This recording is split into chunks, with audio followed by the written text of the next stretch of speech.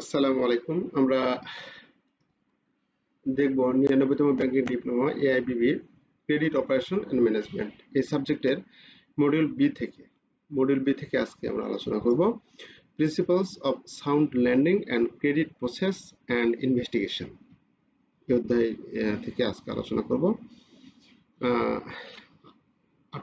আমি আপনাদের আগে বলে রাখি যে আপনারা অনেক কিছুই আমার চেয়ে অনেক ভালো জানেন। যেহেতু এটা ক্রেডিটের বিষয়, আপনারা অনেক এক্সপার্ট থাকতে পারেন। যদি এখানে আপনাদের কোনো কিছু মতামত বা ভালো জানার বা ভালো বলার কোনো কিছু থাকে, তাহলে অবশ্যই আপনারা এখানে ব্যক্ত করবেন, বলবেন। তাতে আমারও ভালো লাগবে এবং সবারই ভালো লাগবে, সবাই উপকৃত হবে। এটা গত ব্যাচগুলোতে আমার একজন ক্রেডিট এক্সপার্ট ছিল, ওই ভাই অনেক হেল্প করতো আর কি। হ্যাঁ, সবকিছুতে খুব বলতো আর কি, কারণ প্র্যাকটিক্যালি জ্ঞান আলাদা, বই পুস্তক থেকে জ্ঞান আলাদা, এবং খুব ভালো মতো সুন্দর মতো বলতো, বুঝাইতো, এবং সবাই খুব প্লিজড হতো। আপনারা যদি ওইরকম থাকে তাহলে একটু বলবেন প্লিজ। আচ্ছা, তো এই অধ্যায়ে আমাদের গাণিতিক টার্ম আছে। হ্যাঁ, রেশিও অ্যানালাইসিস যে গাণিতিক টার্ম এটা আছে। রেশিও অনুপাত বিশ্লেষণ। তো আমরা যখন লোন দিব বা যখন আমরা কোনো ক্রেডিট প্রপোজাল যখন প্রস্তুত করব, তখন আমরা কিন্তু এই রেশিওগুলো তৈরি করতে হয়। Inventory turnover ratio, cash recycling ratio, account receivable turnover ratio. আচ্ছা, আমার কথা কি শুনতে পাচ্ছেন না? আর অন্যরা কেউ শুনতে পাচ্ছেন না?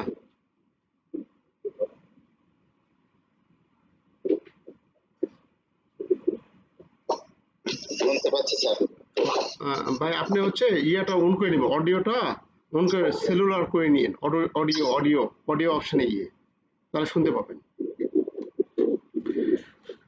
অডিও অপশনে গিয়ে সেলুলারটা অন করে নিন। আচ্ছা, তো আমাদের এই রেশিওগুলো নির্ণয় করতে হয়। তো এই রেশিও নির্ণয়ের অঙ্কগুলো এখানে আছে। তাছাড়া অনেক কিছু এখান থেকে নিজেরাই আপনারা লেখার মতো সক্ষমতা রাখবেন, নিজেই অনেক কিছু লিখতে পারবে এখান থেকে, খুব ভালো লাগবে এবং খুব ভালো সাবজেক্ট, এবং এটা আমরা জানাদের দরকারও, আমাদের ব্যাংকারদের জানা দরকার এখানে। আচ্ছা, তো প্রথমে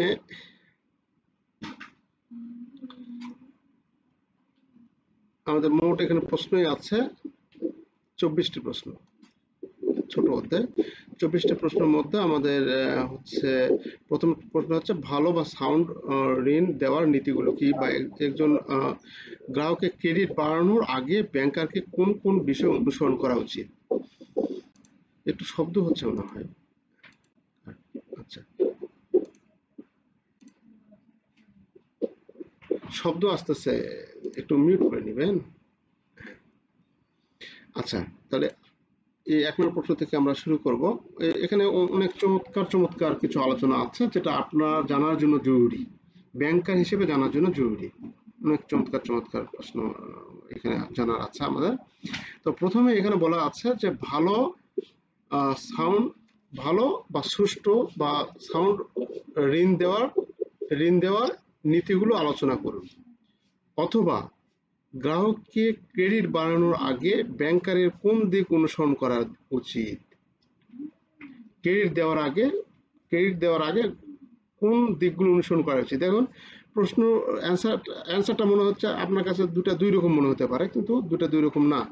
অথবা এই প্রশ্নটা আরো ঘুরে দিতে পারে, মানে ঋণ দেওয়ার ক্ষেত্রে বিবেচ্য বিষয়গুলো কি কি, মানে এইরকম বিভিন্ন রকম প্রশ্ন এখানে আমাদের উত্থাপন করতে পারে। আপনি একটু চোখ কান খোলা রেখে প্রশ্নটা পড়ে ঠান্ডা মাথায় পড়ে অ্যান্সারগুলো করার চেষ্টা করবেন, কারণ এখানে প্রশ্নের অনেক মারপেস হয় আর কি। হ্যাঁ, প্রশ্নটা অনেক ঘুরে পেঁচে দেয়। তো প্রথমে এখানে আমাদের আলোচনা আছে, একজন গ্রাহককে ক্রেডিট মঞ্জুর করার আগে ব্যাংকারের উচিত নিম্নোক্ত পদক্ষেপগুলি জড়িত ভালো ঋণের নীতিগুলো অনুসরণ করা। এখানে আছে আমাদের নিরাপত্তা, সুরক্ষা বা নিরাপত্তা। তাহলে এখানে সুরক্ষা বা নিরাপত্তা এখানে বলা আছে যে একটি ব্যাংক আমানত হিসেবে জনগণের কাছ থেকে যা পায় তা ঋণ দেয়। সুরক্ষা নির্ভর করে ক ঋণ গ্রহীতার প্রদত্ত নিরাপত্তা এবং ঋণ পরিশোধের ক্ষমতা ও ঋণ গ্রহীতার স্বচ্ছ ও ঋণ পরিশোধের ইচ্ছার উপর।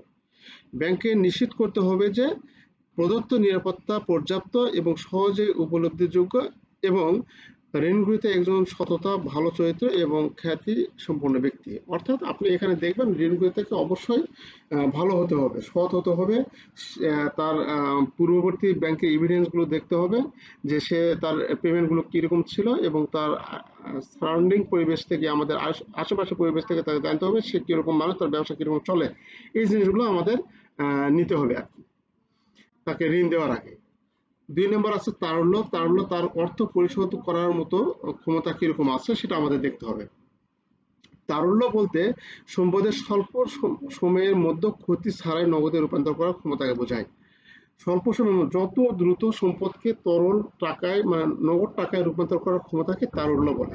একটি ব্যাংকের দায়গুলির চাহিদা ভিত্তিতে একটি স্বল্প নোটিশে পরিশোধযোগ্য সময়মতো আমানতকারীদের, এখানে কিন্তু 2.5 লাইন 3 লাইন করে আছে, এটা যখন আপনি লিখতে যাবেন তখন 5 লাইন হয়ে যাবে।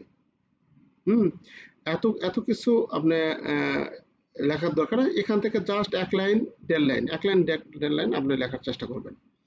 একটি ব্যাংকের দায়গুলির চাহিদার ভিত্তিতে একটি স্বল্প নোটিশে পরিশোধযোগ্য সময়মতো আমানতকারীর চাহিদা মেটাতে ব্যাংকের উচিত তার তহবিলকে তরল অবস্থা রাখা। যেমন একটি ব্যাংকের উচিত বাজারযোগ্য সিকিউরিটিজের বিপরীতে স্বল্প মেয়াদে ঋণ দেওয়া। অর্থাৎ তাকে তারল্য ধরে রাখতে হবে, সে তার তারল্য সক্ষমতা, পরিশোধ করার সক্ষমতা কিরকম সেই বিষয়গুলো আমাদের দেখতে হবে বা জানতে হবে। লাভজনকতা, তার লাভজনকতা, এই যে পয়েন্টগুলো জানলে কিন্তু আপনি কিন্তু পয়েন্টগুলো লিখতে পারবেন ভিতরে, যে কোন কোন নীতি অনুসরণ করি অথবা কোন কোন দিক অনুসরণ করতে হবে। তাহলে আমাদের এখানে লাভজনকতা আছে, তার ব্যাংকগুলি আমানতকারীদের সুদ প্রদান, শেয়ারহোল্ডারদের লভ্যাংশ ঘোষণা, স্থাপনা চার্জ এবং অন্যান্য খরচ মেটাতে মুনাফা অর্জন করতে হয়। সুতরাং লাভ একটি অপরিহার্য বিবেচনা। মুনাফার মূল উৎস আসে ঋণের সুদ এবং আমানতের সুদ দেওয়ার পার্থক্য থেকে।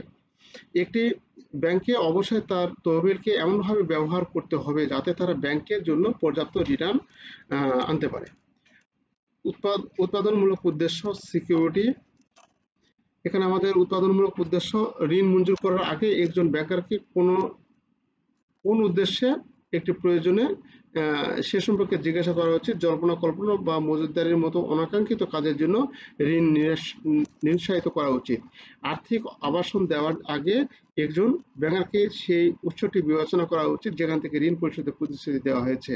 মানে আর্থিক আবাসন নির্মাণের ক্ষেত্রে আমরা এটা নিশ্চিত করব যে সে কোথা থেকে আবাসনের যে আমাদের ব্যাংকে যে ইনস্টলমেন্ট প্রদান করবে সে কোথা থেকে প্রদান করবে, স্যালারি থেকে প্রদান করবে, তার না তো বিজনেস আছে নাকি, এই জিনিসটা আমাদের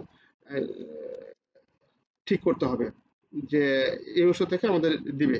অগ্রিমের বৈচিত্র্য, আমরা যে অ্যাডভান্স টাকাটা দিব, আমরা যে অ্যাডভান্স দেবো বা লোন দিব বা ক্রেডিট দেবো যেটা বলেন না কেন, এই ক্রেডিট দেওয়ার জন্য আমরা অবশ্যই কোনো এক খাতে আমরা প্রদান করব না, যে কোনো এক খাতে প্রদান করবো না, এটা আমাদের বিভিন্ন বৈচিত্র্যময় খাতে দিতে হবে। আমাদের এই যে আলোচনাগুলো অন্য ক্লাসে হয়তো করা হয়েছে যে আমরা কখনোই শুধুমাত্র পোল্ট্রি খাতে দেব না, শুধুমাত্র মৎস্য খাতে দেব না, শুধুমাত্র কৃষি খাতে দেব না, শুধুমাত্র এরকম মানে আমাদের যে রাইস মিল সেই রাইস মিলের খাতে দেব না, বিভিন্ন খাতে খাতে আমরা টাকাটা ইনভেস্ট করব। এটাকে বলে অগ্রিমের বৈচিত্র্যকরণ। বিভিন্ন শিল্পে আমরা টাকাটা ইনভেস্ট করব ব্যাংকাররা। তাহলে এখানে বলা আছে ব্যাংকারকে তার ঋণযোগ্য তহবিলের একটি বড় অংশ কোনো একক ঋণ গ্রহীতা বা শিল্পে বা নির্দিষ্ট অঞ্চলে ধার দেওয়া বা ঋণ দেওয়া উচিত নয়। এর অর্থনীতিতে এরূপ বিরূপ পরিবর্তন সমগ্র ব্যবসাকে প্রভাবিত করতে পারে। আচ্ছা, জাতীয় স্বার্থ, আমাদের জাতীয় স্বার্থ অবশ্যই দেখতে হবে। এমন কোনো খাতে আমরা ঋণ দেব না যাতে আমাদের জাতীয় স্বার্থ বিপন্ন হয়। এইরকম খাতগুলো আমাদের চিহ্নিত করতে হবে। যেমন কেউ একজন স্মাগলিং ব্যবসা করে বা চোরা কারবারি করে বা দেশের জন্য ক্ষতি করে, তাকে আমরা ঋণ দেওয়ার জন্য আমরা উৎসাহী হব না বা ঋণ দেব না। এরকম ভাবে আমরা বিভিন্ন কার্যক্রম, এখানে যে কয়টি দেওয়া আছে এর বাইরেও আপনি আপনার মতো করে লিখতে পারেন, কোনো সমস্যা নেই। তারপরে আছে how to create a sound landing, আমরা কিভাবে একটি সুষ্ঠু ভালো কি বলে লোন ল্যান্ডিং তৈরি করতে পারি। সাউন্ড ল্যান্ডিং তৈরির পদক্ষেপগুলি আলোচনা করুন। মানে কিভাবে একটি ভালো ঋণ আমরা দিতে পারি। তো ভালো ঋণ দেওয়ার জন্য আপনাকে প্রথমে কি করতে হবে, বাজার গবেষণা করতে হবে। আপনাকে বাজার গবেষণা করতে হবে। এখানে পুঙ্খানুপুঙ্খভাবে বাজার গবেষণা, আপনি যে ঋণের বাজারে প্রবেশ করতে চান বা পরিচালনা করতে চান তা বুঝুন, আপনার লক্ষ্য গ্রাহকের তাদের চাহিদা এবং প্রতিযোগিতা চিহ্নিত করুন, জ্ঞাত সিদ্ধান্ত নেওয়ার জন্য বিদ্যমান সুদের হার, ডিফল্ট হার এবং নিয়ন্ত্রক পরিবেশ বিশ্লেষণ করুন। এত কিছু লেখার দরকার নাই যে আপনি বাজার গবেষণা দিয়ে আপনি যে সেক্টরের আমরা সাউন্ড ল্যান্ডিং ক্রিয়েট করতে চাই বা দিতে চাই সেই সেক্টর সম্বন্ধে বাজার গবেষণা করা অত্যন্ত জরুরি। তা না হলে আমরা প্রতিযোগী প্রতিষ্ঠান থেকে পিছিয়ে থাকবো বা প্রতিযোগী প্রতিষ্ঠান আমাদের চেয়ে ভালো কোনো ইয়ে অফার করতে পারে। আচ্ছা, এরকম ভাবে লিখবো, একটি পরিষ্কার ব্যবসায়িক পরিকল্পনা তৈরি করুন। আপনার একটি স্পষ্ট ধারণা থাকবে যে আমরা যে কাস্টমারকে দিচ্ছি সেই কাস্টমারের কাছ থেকে আমাদের ব্যবসায়িক পরিকল্পনা, তার কাছ থেকে আমরা কি কি প্রোডাক্ট দিব, এই লোনের পাশাপাশি তার কাছ থেকে কি কি আর ক্রস সেলিং করতে পারবো এবং তার কাছ থেকে কি কি ধরনের ইনকাম আমরা নিতে পারবো বা কি কি ধরনের ইনকাম আমরা পেতে পারি। গ্রাহক বিচক্ষণ, ঋণ গ্রহীতার বিচক্ষণ নির্বাচন, ঋণ গ্রহীতাকে অবশ্যই আপনার বিচক্ষণতা নির্বাচন করতে হবে যে ঋণ গ্রহীতা কি তার ব্যবসা কার্যক্রম পরিচালনা করছে তার নিজের ব্যাংক বুদ্ধিতে বা নিজেই পরিচালনা নিজের মালিক, না তার ভাই দ্বারা বা তার জামাই দ্বারা বা তার অন্য কেউ দ্বারা। যদি এরকম হয় তাহলে আমাদের সেই ব্যবসাটা পড়ে যাওয়ার সম্ভাবনা বেশি থাকে।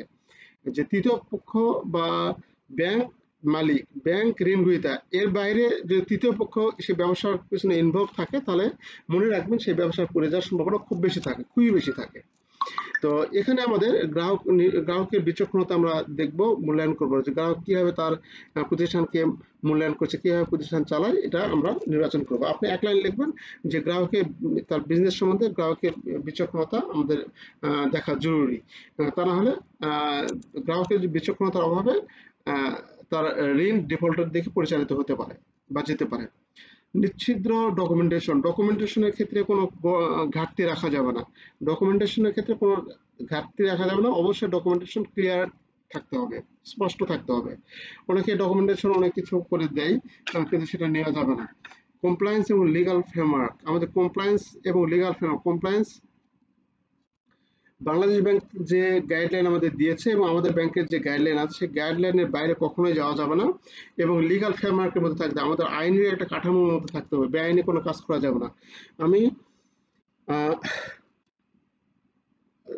ধরুন কোন একটা পার্টি আমাদের কাছে হয়তো খুব আকর্ষণীয় পার্টি বা ভালো পার্টি, সে যে জমি আমাদের কাছে মর্টগেজ দিবে সে জমির দাম হচ্ছে 15,000 টাকা শতক, আমার সেটাকে দেখাইছে 1,50,000 টাকা শতক, দেখে লোন ভ্যালুয়েশন বেশি করে তাকে দিয়েছে 10 কোটি টাকা দিয়েছে।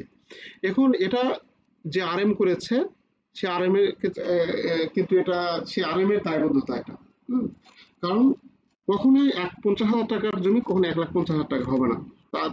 তার সাথে হয়তো খাতিরের জন্য বা কোনো সুবিধা, অনৈতিক সুবিধা পাওয়ার জন্য সে হয়তো এই কাজ করেছে। পরবর্তীতে যদি কোনো আইনি ঝামেলায় পড়ে যায় তাহলে ওই আরএম কিন্তু ক্ষতিগ্রস্ত হবে। তো এই জিনিসটা আমাদের কমপ্লায়েন্সের মধ্যে থাকতে হবে, লিগাল ফ্রেমওয়ার্কের মধ্যে থাকতে হবে যে আমার যেটা লিগালিটি সেই লিগালিটির মধ্যে আমি কাজটা করব। ঝুঁকি মূল্যায়ন এবং প্রশমন, যে ব্যবসায় আমরা লোন দিব সেই ব্যবসায় ঝুঁকি কতখানি আছে, সে ব্যবসায় ঝুঁকি কতখানি আছে এবং প্রশমনের বা সেটাকে একবারে মিটিগেট করা, প্রশমন করার পদ্ধতি কি কি আছে বা কিরকম ভাবে আমরা এটা প্রশমিত করতে পারি সেই বিষয়গুলো আমাদের এখানে আলোচনায় থাকবে। যে আমরা একটি রড সিমেন্ট দোকানদারকে যে টাকা ঋণ দিচ্ছি বা তার দোকানে যে ঝুঁকি থাকতে পারে এবং কাপড় ব্যবসায়ী দোকানে ঝুঁকি অধিক থাকতে পারে। কাপড় ব্যবসায়ী দোকানে যদি অগ্নিসংযোগ হয় বা কোনো কিছু হয় তাহলে সেখানে ক্ষতিগ্রস্ত হওয়ার সম্ভাবনা বেশি থাকে, কিন্তু রড সিমেন্টের দোকানে যদি ওইরকম কোনো কিছু হয় তাহলে ক্ষতিগ্রস্ত হওয়ার সম্ভাবনা তেমন থাকে না। মানে এরকম ঝুঁকির সেক্টরগুলো আমরা মূল্যায়ন করব এবং সেগুলো প্রশমিত করার জন্য কি করতে হবে, বীমা করতে হবে আমাদের এবং সে পর্যাপ্ত সিকিউরিটি গ্রহণ করছে কিনা, এই জিনিসগুলো আমাদের মূল্যায়ন করতে হবে। আচ্ছা, স্বচ্ছ শর্তাবলী, আমাদের শর্তাবলী স্বচ্ছ থাকতে হবে। বৈচিত্র্যময় ঋণ পোর্টফোলিও, আমাদের ঋণ পোর্টফোলিও যেটা আমাদের ঋণের যে পোর্টফোলিও আমাদের ব্যাংকে বা ব্রাঞ্চের যে পোর্টফোলিও, সমগ্র ঋণের যে পোর্টফোলিওটা, এই পোর্টফোলিওটা বৈচিত্র্যকরণ করতে হবে। এর যেমন এক খাতে না, যেটা আলোচনা করলাম এর আগে, এটা বিভিন্ন খাতে দিতে হবে। আমাদের অটো রাইসে দিতে হবে, কাপড় বস্ত্র শিল্পে দিতে হবে, পোল্ট্রি শিল্পে দিতে হবে, এরকম বিভিন্ন শিল্পে আমাদের দিতে হবে। শক্তিশালী গ্রাহক সমর্থন, দক্ষ লেনদেন প্রসেসিং, এখানে অনেক দেওয়া আছে, এর মধ্যে থেকে 5-7টি আপনি খুব ভালো মতো একটু বেছে নিতে হবে। মজবুত সংগ্রহ এবং পুনরুদ্ধার, টোটাল ক্যাপিটাল, এত কিছু লেখার দরকার নেই। তারপরে আছে discuss the বোরার selection process. বোরার selection process, আমাদের এটা একটু প্রশ্নটা একটু ঝামেলা প্রশ্ন আর কি, উইথ অ্যান্সারটা। আমাদের ঋণ গ্রহীতার নির্বাচন প্রক্রিয়া আলোচনা করুন। ব্যাংকে ঋণ গ্রহীতার নির্বাচন প্রক্রিয়া আলোচনা করুন। তো ব্যাংকগুলিতে ঋণ গ্রহীতার নির্বাচন প্রক্রিয়া একটি নির্দিষ্ট ব্যক্তি বা ব্যবসায়িক সত্তাকে ঋণ দেওয়ার সাথে সম্পর্কিত ঋণযোগ্যতা এবং ঝুঁকি নির্ধারণের জন্য বিভিন্ন কারণের একটি ব্যাপক মূল্যায়ন করে থাকে। ক্রেডিট ঝুঁকি কমিয়ে আনার জন্য এবং ঋণ গ্রহীতার ঝুঁকি নির্ধারণের জন্য বিভিন্ন ধরনের ব্যাপক মূল্যায়ন করে। এখানে অনেক কিছু লেখা আছে, এত কিছু আমরা দেবো না, কারণ এটা লিখতে আমাদের সময় শেষ হয়ে যাবে, তখন এত কিছু আমরা দেবো না।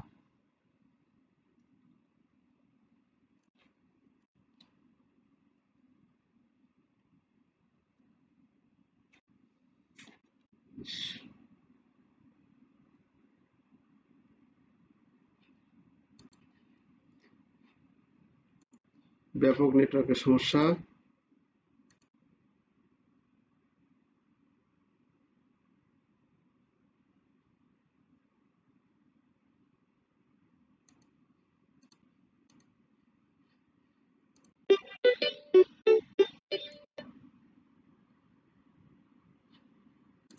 Recording in progress. প্রচন্ড নেটওয়ার্কের সমস্যা আমার এখানে, এত যে কেন হচ্ছে।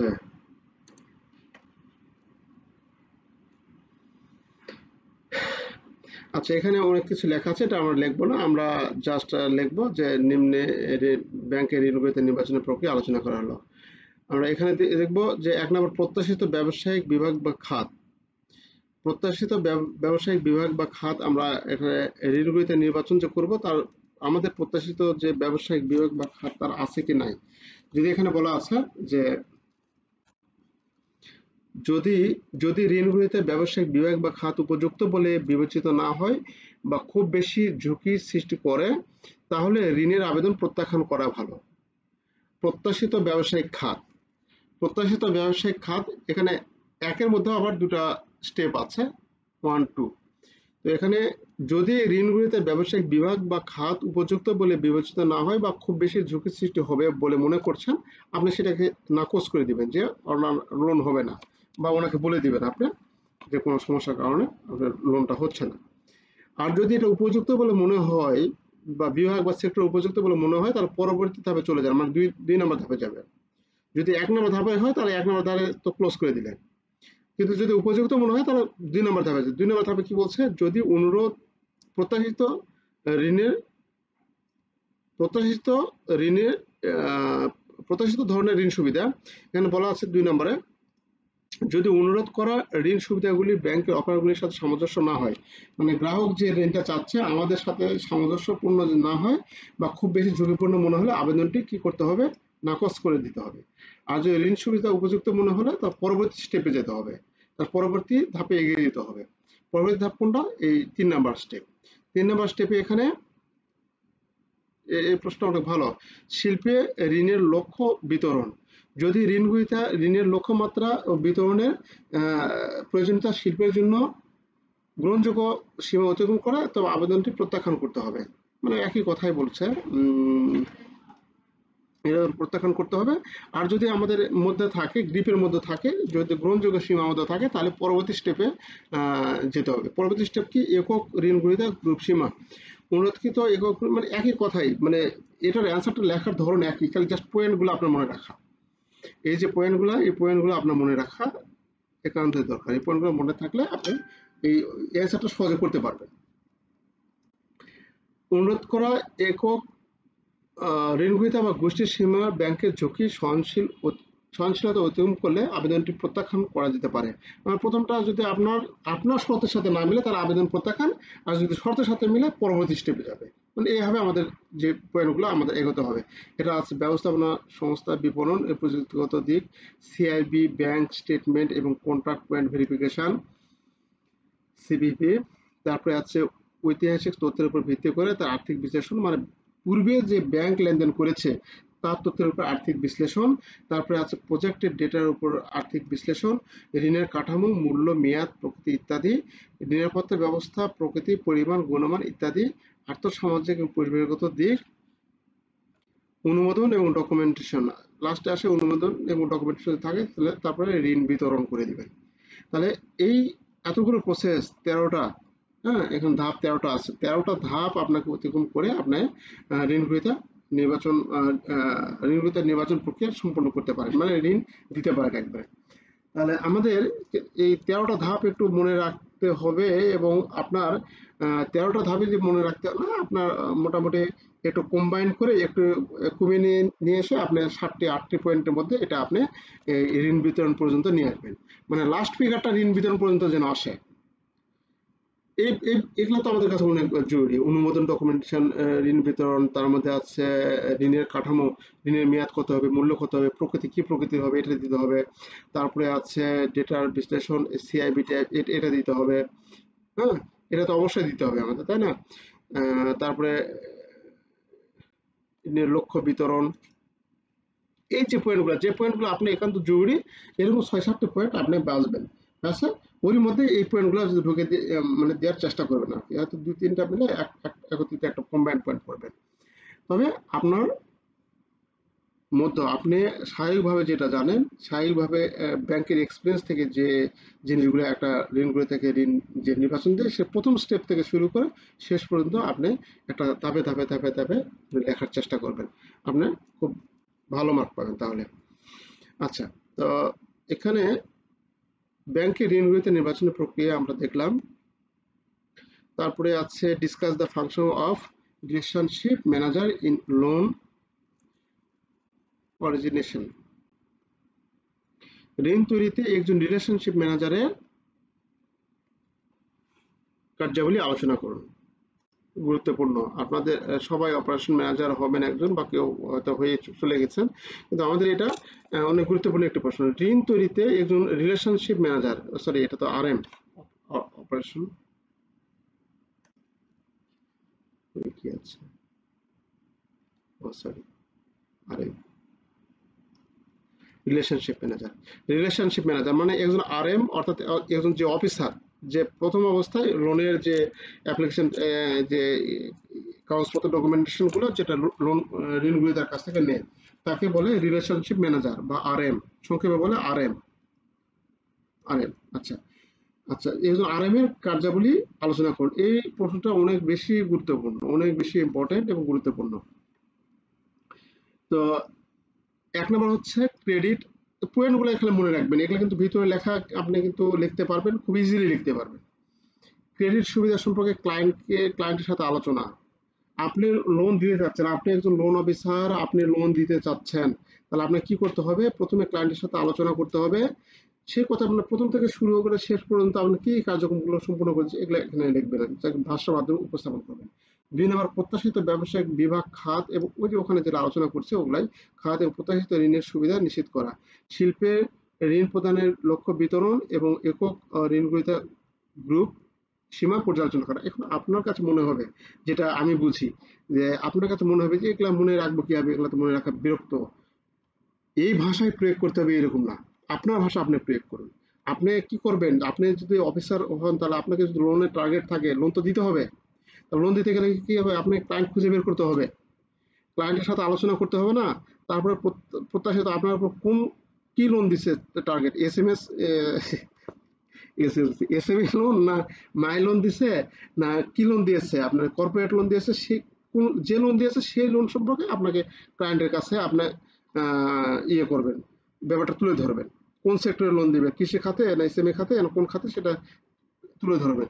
তারপরে শিল্পে লক্ষ্য প্রদানের লক্ষ্য বিতরণ এবং একক ঋণ গ্রহীতার সীমা পর্যালোচনা। একক ঋণ গ্রহীতার সীমা পর্যালোচনা বা একক ঋণ গ্রহীতার সীমা, এরকম ভাবে পয়েন্ট আপনার মতো করে আপনি এটাই যে দিতে হবে এরকম না। আমি কিন্তু বারবার বলি এই কথা, যে নোট আপনাদের কাছে একটা সহযোগী মাত্র, আপনার সহযোগী মাত্র, আপনি বেস্ট নোট, আপনি আপনি যেটা লিখবেন ওটাই বেস্ট নোট, আপনি এটা সহযোগী মাত্র, এখান থেকে শুধুমাত্র সহযোগিতা পাবেন।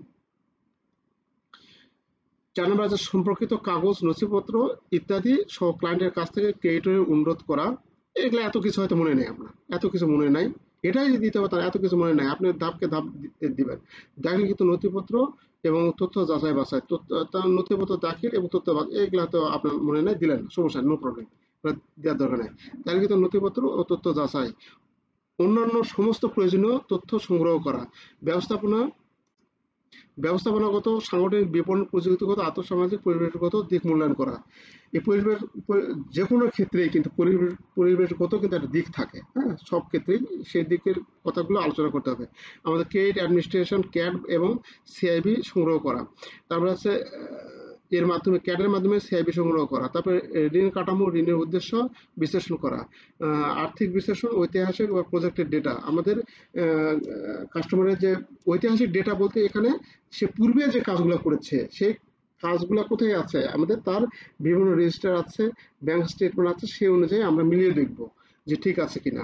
ক্লায়েন্টের দ্বারা অফার করা নিষ্পত্তি বিশ্লেষণ, আপনি এই ডেটা বিশ্লেষণ বলতে যদি এখন দেখেন ঐতিহাসিক যেটা আছে, পূর্বের ব্যাংক স্টেটমেন্ট দেখতেছেন, একজন ব্যক্তি কি করেছে, 75 লাখ টাকা জমা করেছে, 75 লাখ টাকা জমা করেছে ওই দিনই, সাথে সাথে আবার 75 লাখ ডেবিট করেছে ওই দিনই, ক্রেডিট করে ডেবিট করেছে, তখন বুঝবেন যে এই লেনদেনের মধ্যে সমস্যা আছে, এই লেনদেন শুধু স্টেটমেন্ট ভ্যারি করার জন্য এটা করেছে। এই জিনিসগুলো আপনাকে খুঁজে বের করতে হবে, একটা আরামের যেটা কাজ, যে জিনিসগুলো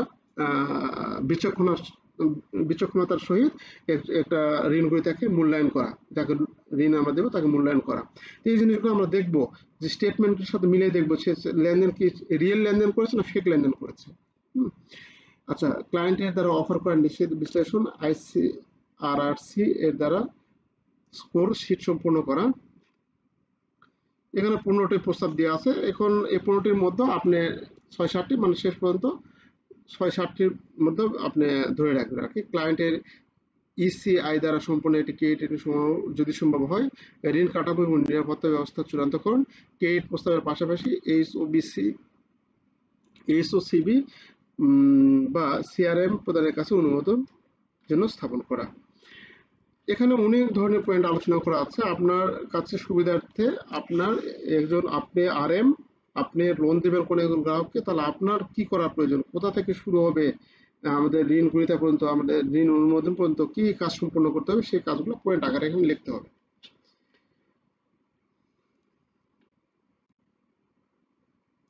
তাহলে কাজগুলোকে আমরা 3 ভাগে ভাগ করতে পারি, যদি আপনার মনের মধ্যে যদি এরকম ধারণা আসে যেটা একটু কঠিন হয়ে যেতে পারে, আমি ওইরকম ভাবে লিখে দিলাম না কেন, তাহলে আপনি এইভাবে ভাববেন, কাজগুলো 3 ভাগে হতে পারে। একটা ব্যাংক, এটা ব্যাংকে আপনি RM, আপনি বসে আছেন, আমাদের এটা হেড অফিস ঢাকা, হেড অফিসে আছে RMরা, আর এটা হচ্ছে বাইরে ক্লায়েন্ট আর কি।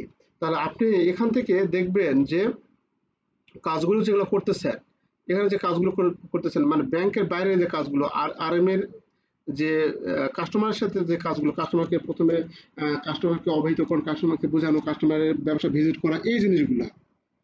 তারপরে আপনার কি কাজ হবে, ব্যাংকের মধ্যে কাজগুলো, আপনার ব্যাংকের মধ্যে কি কাস্টমারের ডকুমেন্টেশন নেবেন, কাস্টমারের সিআইবি মানে ঋণের যে প্রসেসগুলো, কাস্টমারের বিভিন্ন ডকুমেন্টেশন গুলো নেবেন, কাস্টমারের অন্যান্য আমাদের হেড অফিস থেকে কি বলে সিআইবি রিপোর্ট নিয়ে আমরা তার বিভিন্ন আমাদের কাগজপত্রগুলো পর্যালোচনা করে এবং আমরা অ্যাসেসমেন্ট করবো, সেগুলো অ্যাসেসমেন্ট করে তারপরে আমরা হেড অফিস সংক্রান্ত যে কার্যাবলী আছে সেই কার্যাবলীগুলো আমরা করব। মানে 3টা ধাপে, একটা হচ্ছে প্রথমে ক্লায়েন্টের সাথে আলোচনা করব, তারপরে আমাদের ব্যাংকে কাজ করব, তারপরে হেড অফিসে কাজ আমাদের করবে, হেড অফিস থেকে আমাদের যে ইয়ে হবে মানে লোনটা যেটা পাস হবে সেটা। এই 3 ধরনের মানে কাজ আমরা এখানে বিভক্ত করবো, তাহলে আমরা এটা লিখতে সহজ লিখতে পারবো আর কি। ক্রেডিট ইনভেস্টিগেশন অনেক গুরুত্বপূর্ণ।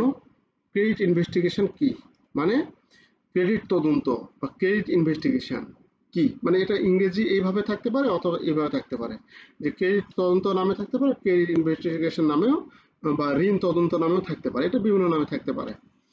তো এখানে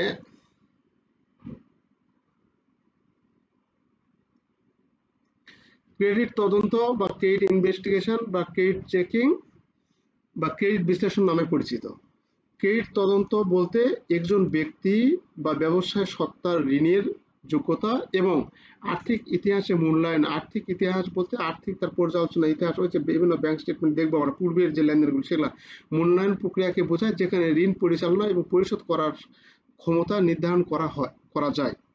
তাহলে এই ক্রেডিট তদন্ত পদ্ধতির মধ্যে আমাদের বিস্তৃত আছে যে ঋণ গ্রহীতার ঋণ যোগ্যতা, আমরা এই ঋণ পরিশোধ করতে পারবে কিনা, এই ব্যক্তি যে ব্যক্তিকে ঋণ দেব সে ব্যক্তি ঋণ পরিশোধ করতে পারবে কি পারবে না, তার আর্থিক তথ্য পর্যালোচনা করা, তার ঋণ সে কেমনে পরিশোধ করবে সেই ক্ষমতাগুলো আমরা দেখব যে তার সে সক্ষমতা আছে কিনা।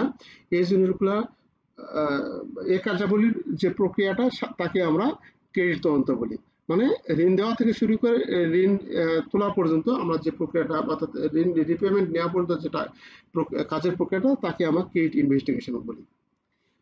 এটি ঋণদানকারী এবং আর্থিক শিল্পের গুরুত্বপূর্ণ ভূমিকা পালন করে। এটি ঋণদাতা এবং পাওনাদার ক্রেডিট বাড়ানো এবং ঋণ প্রদান বা ক্রেডিট অ্যাপ্লিকেশন অনুমোদন বিষয়ে জ্ঞাত সিদ্ধান্ত নিতে পারে। ক্রেডিট তদন্তের সময় ক্রেডিট রিপোর্ট, আয়, সম্পদ, দায়, কর্মসংস্থানের ইতিহাস এবং অর্থ প্রদানের ইতিহাস সহ বিভিন্ন আর্থিক এবং ব্যক্তিগত তথ্য সাধারণ সংগ্রহ এবং বিশ্লেষণ করা হয়।